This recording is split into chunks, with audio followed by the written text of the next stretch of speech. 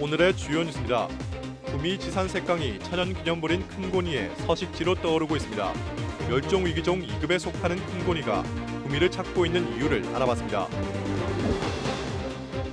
구미 3세여와 사망 사건과 관련해 친모로 밝혀진 성모 씨에게 항소심에서도 중형이 선고됐습니다. 나라를 위해 헌신한 유공자에게 지급하는 보훈수당이 지역에 따라 액수가 천차만별인데다 생계를 이어가기엔 역부족이라는 지적이 나옵니다.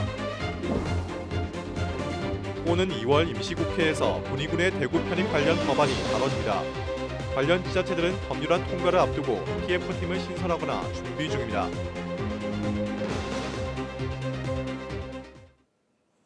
시청자 여러분 안녕하십니까? HCN 뉴스와이드입니다.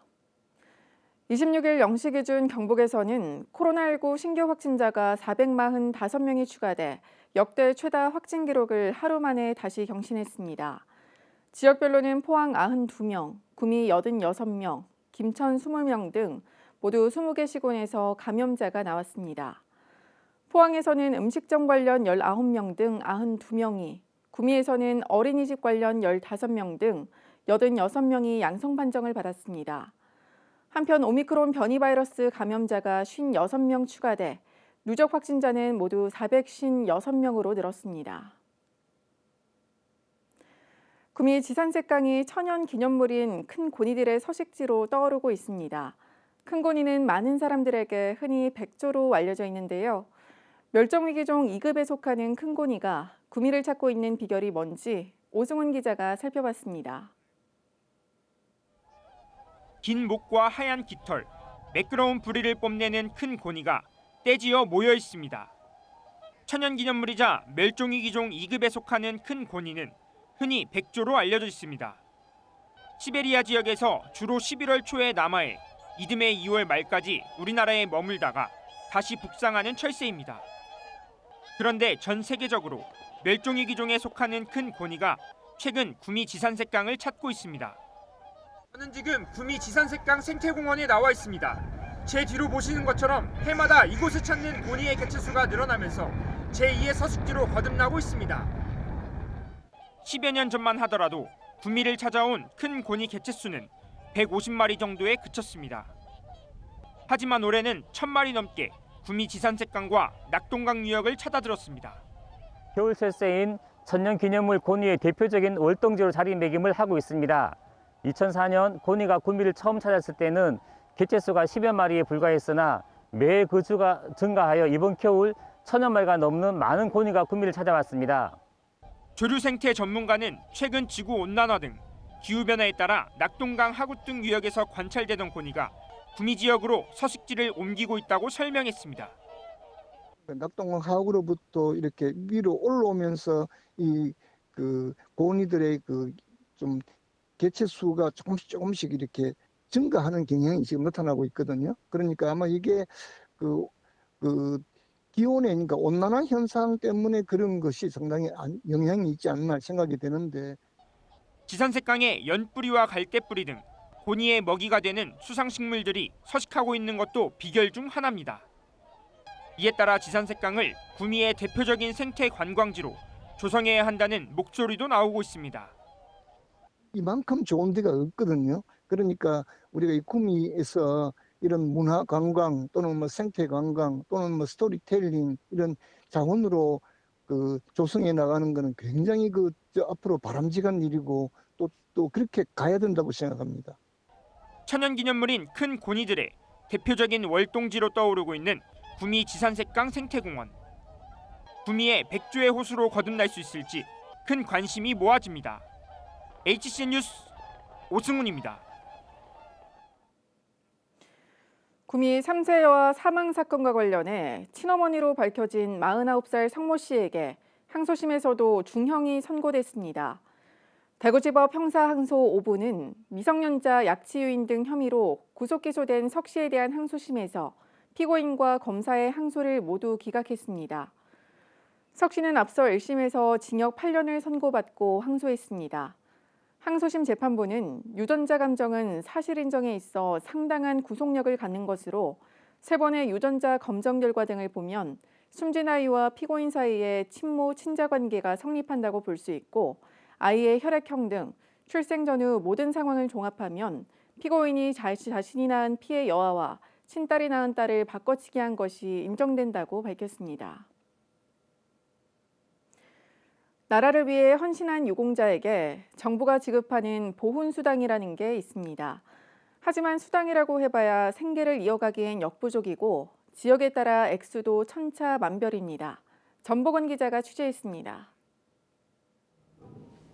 칠곡군의회가 26일 보훈수당 인상을 골자로 한 참전 유공자 지원 조례 개정안을 원안대로 통과시켰습니다. 이에 따라 칠곡에 사는 한국전쟁 참전 유공자가 받는 보훈수당은 월 10만 원에서 20만 원으로 오릅니다. 6.25 참전 유공자분들에게 대한 예우와 복지 향상에 실질적인 도움이 될 수 있도록 이번 조례를 개정하게 되었습니다. 참전 유공자의 공을 기리기 위한 보훈수당. 나라를 위해 똑같이 사선을 넘나들었지만 지역에 따라 이 수당이 천차만별입니다. 올해 1월 기준 충남 계룡시가 월 33만 원으로 전국에서 가장 많고 전북 전주와 익산은 계룡시의 5분의 1도 안 되는 월 6만 원을 지급합니다. 경북 지역은 칠곡군이 월 20만 원, 군위군이 15만 원, 나머지 지역은 10만 원입니다. 지자체마다 수당 금액이 다르기 때문에 적게 받으시는 유공자분들은 소외감이 지금 현재 드는 실정입니다. 앞으로는 국가적인 차원에서 적극적으로 대응해 주셨으면 좋겠습니다. 게다가 고령의 유공자가 생계를 유지하기엔 여전히 수당이 부족하다는 지적도 나옵니다. 올해 보훈수당이 20만 원으로 오른 칠곡군의 경우 혼자 사는 참전 유공자는 노인연금 등을 합쳐 90만 원으로 한 달을 살아야 합니다. 1인 가구 최저 생계비 약 110만 원에도 못 미치는 겁니다. 국가에서 좀 더 참 요번에 그 돈 만 원 올린 거 이건 참 우리가 생각해도 너무 참 기가 차고 이거 오히려 안 올려주면 말지 돈 만 원이 뭡니까? 아들 껌값도 안 되는 이런 걸 올렸다고 말이지 올려줬다고 그러니까 너무 실망스럽고. 나라를 위해 총칼을 들어야 했던 이들의 희생이 퇴색되지 않도록 사회적 논의가 필요해 보입니다. HCN 뉴스 전복은입니다. 장세영 구미시장이 6월 지방선거 재선 출마 의사를 밝혔습니다. 장 시장은 최근 기자간담회를 통해 행정은 연속성이 가장 중요하고 그 연속성이 있을 때 시민들이 안심하고 신뢰할 수 있다며 시민들이 허락해준다면 한 번 더 도전을 하겠다고 말했습니다. 또 재선이 되면 구미에 철도 시대를 열겠다고 강조하며 기업 유치를 위해 수도권과의 접근성이 중요한 만큼 KTX 구미 공단역 신설을 통해 구미 경제를 회생시키겠다고 밝혔습니다. 여야가 27일부터 30일간 2월 임시국회를 열기로 합의한 가운데 얼마 전 국무회의를 통과한 군의군의 대구 편입 관련 법률안도 안건으로 다뤄질 예정입니다. 관련 지자체들도 법률안 통과를 앞두고 TF팀을 신설하거나 준비 중에 있습니다. 이동우 기자의 보도입니다. 지난 11일 국무회의를 통과한 군의군 대구 편입 관련 법률안이 27일부터 시작되는 2월 임시국회 상정을 앞두고 있습니다.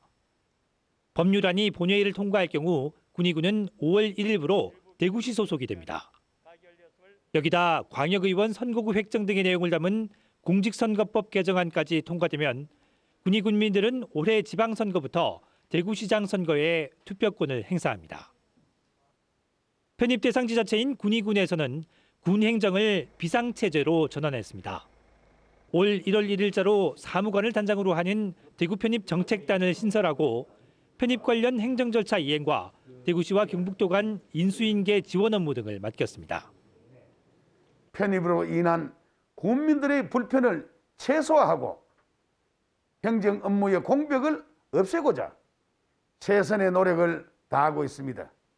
또한 대구 편입에 따른 장기 종합 발전 계획도 수립하여 전략사업 발굴에도 집중하는 등 15만 대구 광역시 군의군의 미래를 위하여 모든 행정력을 동원할 것입니다. 대구시에서는 연구 용역을 통해 편입 이후의 발전 전략을 짜고 있습니다.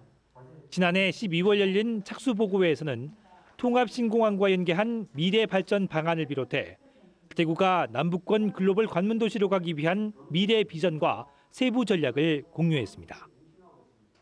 이제 군의군 용역, 우리 대구시의 기존의 발전 방향 이런 것들을 종합적으로 해서 큰 어떤 군의군과 대구의 앞으로 한 30년을 내다보면서 발전할 수 있는 그런 방향을 만들어내고 또 주요 전략도 만들어낼 계획입니다.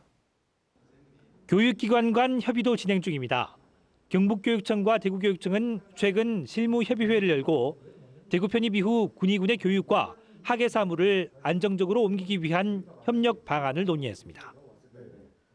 통합신공항 건설의 선결 과제였던 군의군의 대구시 편입 절차가 막바지 단계에 이르면서 이제 관심은 대구 경북이 힘을 모아 통합신공항을 성공적으로 추진하고 이를 발판으로 상생 발전의 기틀을 다져나갈 수 있을지 여부에 모아지고 있습니다.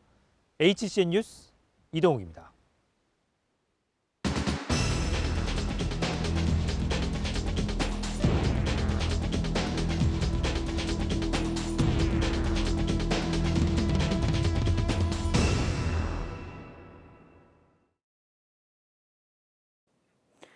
포항과 구미, 상주 등 전국 9개 지자체가 오는 29일 국가균형발전의 날 첫 시행을 앞두고 정부의 2차 공공기관 이전의 조속한 추진을 촉구했습니다.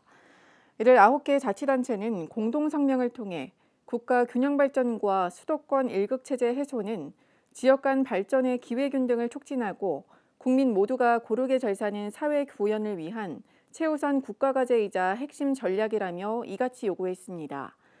이어 2차 공공기관 이전의 방향도 기존 혁신도시에만 국한할 게 아니라 지역별 특성과 연계, 국가 균형 발전 노력의 실효성을 높여야 한다고 강조했습니다. 이철호 경북지사도 26일 성명을 내고 포스코 지주회사의 수도권 이전을 강력히 반대한다고 밝혔습니다.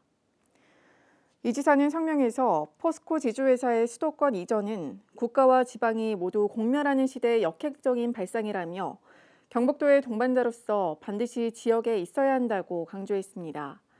아울러 신설되는 포스코 지주회사는 경북도와 함께 청년들이 꿈을 펼칠 수 있는 4차 산업벤처타운, 메타버스 산업단지 등 재도약할 수 있는 기반을 만들어야 한다고 덧붙였습니다. 이상으로 뉴스와이드를 마칩니다. 고맙습니다.